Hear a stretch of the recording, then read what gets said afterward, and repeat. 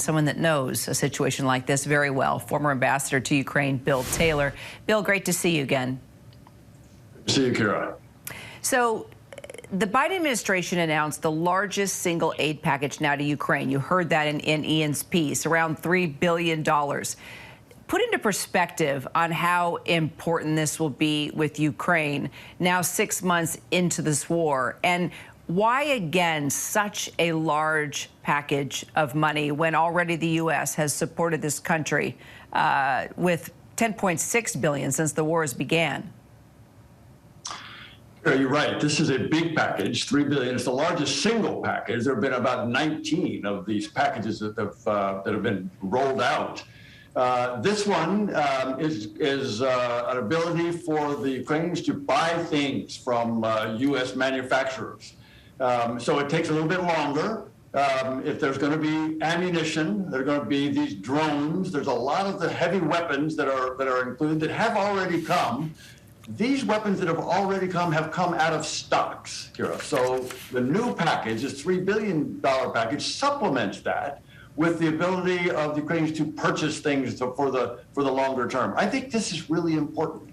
That is, the United States is now providing Ukraine with predictable, long-term, large ability, significant ability to defend itself. It's given the opportunity to buy sophisticated weapons that will arrive over the next months and even years.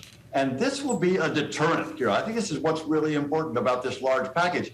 This will be a deterrent to future Russian invasions, future Russian attacks. They need to get through this. The Ukrainians clearly need to get through this battle, this war that the Russians have started. But once it ends, they're going to need to defend themselves again because the Russians will not give up. Right. And State Department sources now telling us, Bill, here at ABC News, that the U.S. has shared declassified intel with Ukraine about the risk of Russian strikes on highly populated areas. Why do this? And what's the advantage for the U.S. and Ukraine here? Well, we remember, Kira, that in the beginning, so 6 months ago, and 7 months ago, and 8 months ago, the United States had intelligence that the Russians were, in fact, preparing to attack.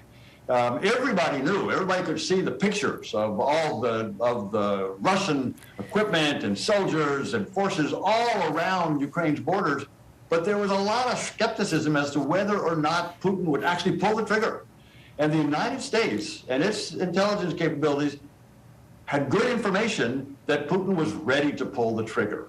And indeed, they did. They pulled the trigger. The Ukrainians were ready. They had listened to the intelligence, but they hadn't panicked. But the U.S. intelligence was right before, and I'm prepared to believe it's right again, that they are looking, the United States looking to see what the Russians are about to do. They've got pretty good intelligence, and the Ukrainians, I'm sure, are preparing. So the United Nations is holding this emergency meeting over the threatened nuclear plant in Ukraine. How worried should we be about this? Do you think that nuke plant could get hit? I mean, we heard within Ian's piece they're referring to it as a staging ground for war.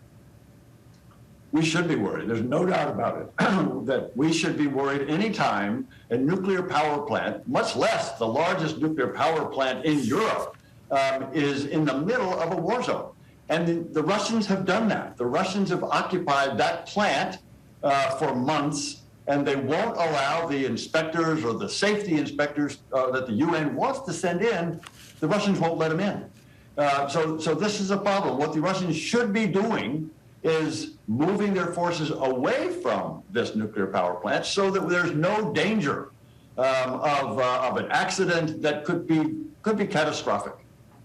So the irony here is so tragic because Ukraine is celebrating 31 years of independence from the Soviet Union today also, while fighting for its very existence against Russia. Are you surprised about how things have played out here so far? And I'm curious, if you were still ambassador to Ukraine, would you have done anything differently?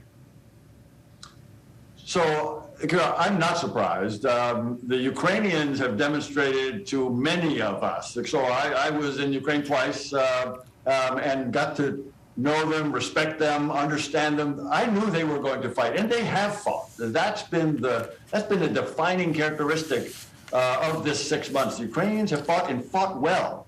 They've beaten the Russians around Kyiv, as Ian pointed out. They have fought them to a standstill in Donbass, and they are even now starting to be on the offensive, taking these counteroffensive measures.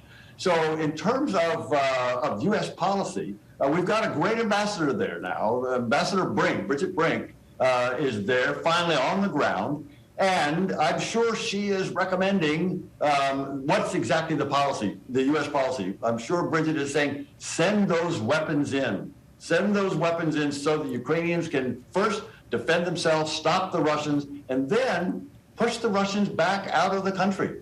So I think she's doing a great job. Former Ambassador to Ukraine, Bill Taylor, always great to get your insight. You have been there, done that, Bill. Thank you. Thank you, Kara. Good to talk to you. Hi, everyone. George Stephanopoulos here. Thanks for checking out the ABC News YouTube channel. If you'd like to get more videos, show highlights, and watch live event coverage, click on the right over here to subscribe to our channel. And don't forget to download the ABC News app for breaking news alerts. Thanks for watching.